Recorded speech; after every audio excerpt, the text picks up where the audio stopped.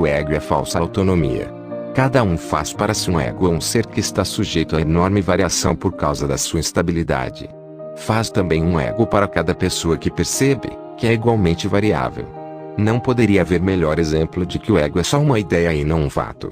O teu próprio estado mental é um bom exemplo de como o ego foi feito. Quando jogaste fora o conhecimento, foi como se nunca o tivesses tido. Mas não te esqueças de que a mente não precisa funcionar desse modo, embora de fato funcione desse modo agora. Tu reages ao teu ego de modo parecido com que Deus reage às suas criações, com amor, proteção e caridade. A questão não está em como respondes ao ego, mas no que acreditas que és. A crença é uma função do ego e na medida em que a tua origem está aberta à crença, tu a estás considerando do ponto de vista do ego. Quando o ensino não for mais necessário, meramente conhecerás a Deus. Acreditar que existe uma outra forma de perceber a ideia mais elevada de que o pensamento do ego é capaz. Isso porque ela contém um sinal do reconhecimento de que o ego não é o ser. Tuas atitudes, mesmo em relação a isso, são necessariamente conflitadas porque todas as atitudes são baseadas no ego. Isso não vai durar. Seja paciente por algum tempo e lembra-te que o resultado é tão certo quanto Deus. Só aqueles que têm um senso de abundância real e duradouro podem ser verdadeiramente caridosos. Isso é óbvio quando consideras o que está envolvido. Para o ego, dar qualquer coisa implica em que terás que ficar sem ela. Quando associas dar com sacrifício, só dás porque acreditas que estás de algum modo conseguindo algo melhor e, portanto, podes ficar sem o que estás dando. Dar para receber é uma lei do ego da qual não se pode escapar. E ele sempre avalia a si mesmo em relação aos outros egos. Está portanto continuamente preocupado com a crença na escassez que lhe deu origem. Toda sua percepção dos outros egos como reais é apenas uma tentativa de se convencer de que ele é real. O ego vive literalmente por comparações. A igualdade está além do seu alcance e a caridade passa a ser impossível. O ego nunca dá a partir da abundância, porque foi feito como um substituto para ela. É por isso que o conceito de receber surgiu no sistema de pensamento do ego. Os apetites são mecanismos para receber representando a necessidade do ego de confirmar a si mesmo. Isso é tão verdadeiro dos apetites do corpo quanto das assim chamadas necessidades mais elevadas do ego. Na origem, os apetites do corpo não são físicos. O ego considera o corpo como a sua casa e tenta satisfazer-se através do corpo.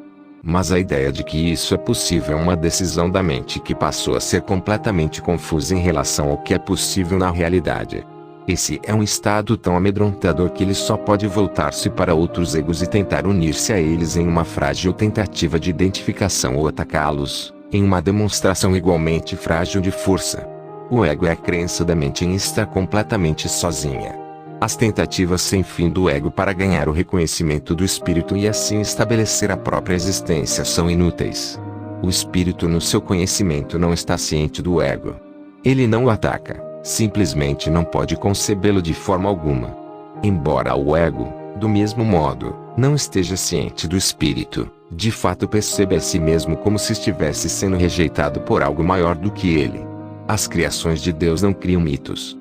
Mitos e mágica estão intimamente associados, já que os mitos usualmente se relacionam às origens do ego e a mágica aos poderes que o ego atribui a si mesmo. A assim chamada luta pela sobrevivência é somente a batalha do ego para preservar a si mesmo e a sua interpretação do seu próprio começo. Esse começo é usualmente associado ao nascimento físico, porque é difícil manter que o ego existia antes desse ponto no tempo. As pessoas orientadas para o ego de forma mais religiosa podem acreditar que a alma existia antes e vai continuar a existir após um lapso temporário na vida do ego. Alguns até mesmo acreditam que a alma será punida por esse lapso. Contudo, a salvação não se aplica ao espírito, que não está em perigo e nem precisa ser resgatado. A salvação nada mais é senão a mentalidade certa, que não é a mentalidade una que é própria do Espírito Santo, mas tem que ser atingida antes que a mentalidade una seja restaurada. A mentalidade certa conduz de modo automático ao próximo passo, porque a percepção certa é uniformemente isenta de ataque e, portanto, a mentalidade errada é obliterada. O ego não pode sobreviver sem julgamento e, em consequência disso, é deixado de lado. A mente, nesse caso, tem apenas uma direção em cujo rumo pode se mover. A sua direção é sempre automática, porque não pode fazer coisa alguma que não seja ditada pelo sistema de pensamento ao qual adere. A percepção equivocada do ego é um bloqueio para o conhecimento, enquanto a percepção acurada é um ponto de apoio em sua direção. Essa é uma questão razoável. Contudo, tens que ser cuidadoso para compreendê-la realmente. Quem és tu e o que está vivendo nesse mundo? O espírito é imortal e a imortalidade é um estado constante.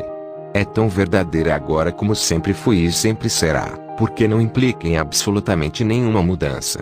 Não é um contínuo e nem é compreendida por ser comparada a um oposto. O conhecimento nunca envolve comparações. Essa é a sua principal